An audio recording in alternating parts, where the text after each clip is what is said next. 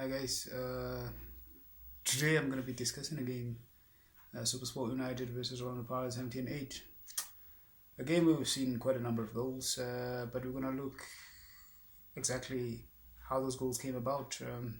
The reason why I'm voicing that out is this: that us as coaches, we feel as if we are doing a lot of investment in this game itself, and come in a game situation, the things don't happen no matter how the team had drilled it, on the practice grounds.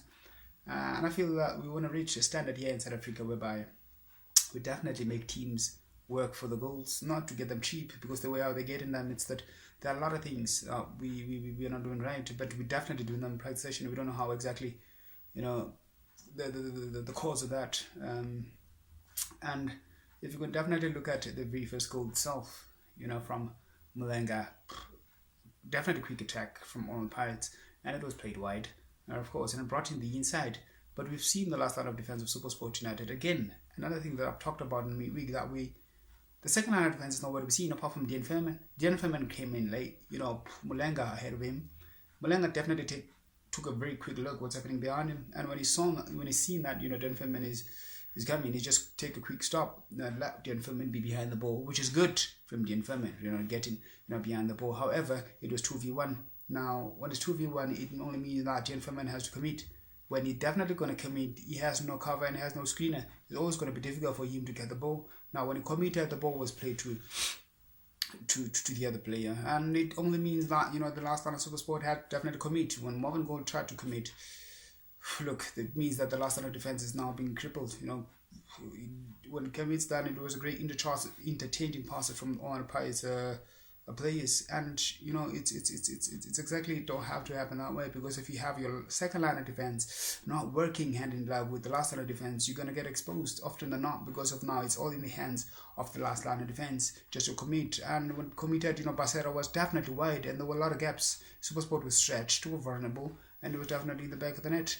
Something that we definitely need to improve on, I think, here in South African football. And definitely these things are, I'm sure that they're definitely being taught, on practice grounds. Look at the goal from Dean Furman, a beautiful goal, equalizer from Supersport United, but it came from wide.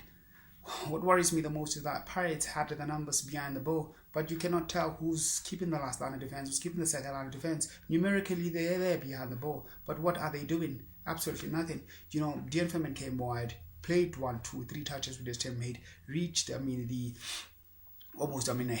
of the 18-yard box, and with his weaker foot, placed the ball beautifully, between the stakes, and Ponchane again exposed. We've seen this, or we're going to see this often, perhaps this season, because we've seen Kuna being exposed by the KZ Chiefs defense, applying no pressure to the person on the ball, or to slaughter to the ball, pass, to Melankuni.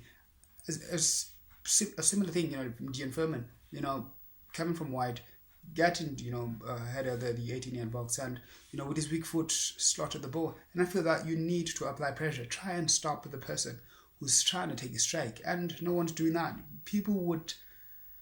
Players still have the tendency of looking on, reacting. We don't want players who would react, we want players who would anticipate. Make it a point that you don't allow him, or the mind that would reach to the players of, I want to strike. Make it a point that they don't even reach that mind, because we don't want to see them exposing, our goalkeepers. But we've seen that even the season.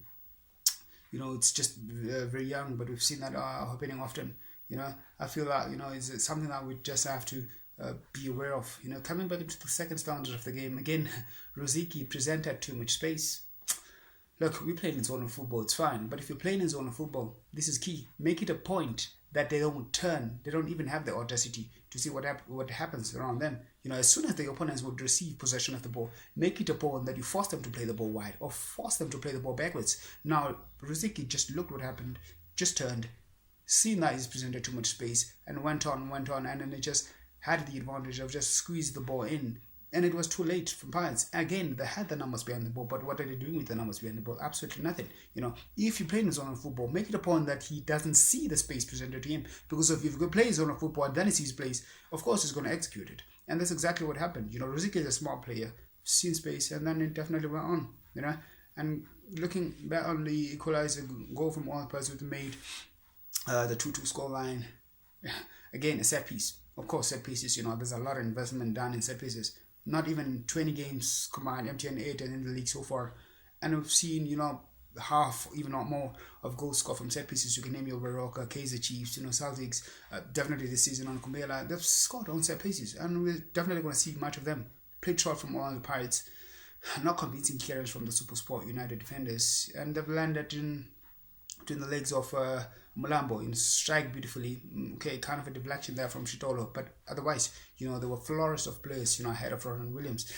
Even though, it wasn't a kind of deflection, I felt, it had the power of getting in, because if, you don't have convincing clearance, that's exactly what's going to happen. And look, the thing is, players have to be taught that if you clear the ball, make it a point that you clear them to the wider lanes, not even in the half spaces or in the central axis, because of there, in front of goals, they would just curl them, hit them with strike, or deflect them, because of, it's a set piece. It means that there are a lot of people in front of goalkeepers, and of course, he's going to look for a deflection or a direct goal, and it's going to be difficult for the goalkeeper to even react, because of, the ball is just it's difficult because of it just going to vie through a number of players.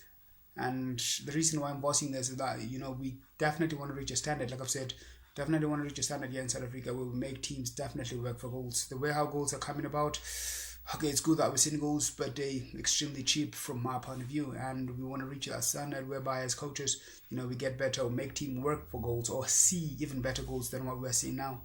Thanks for tuning in, guys, and let's continue the football love.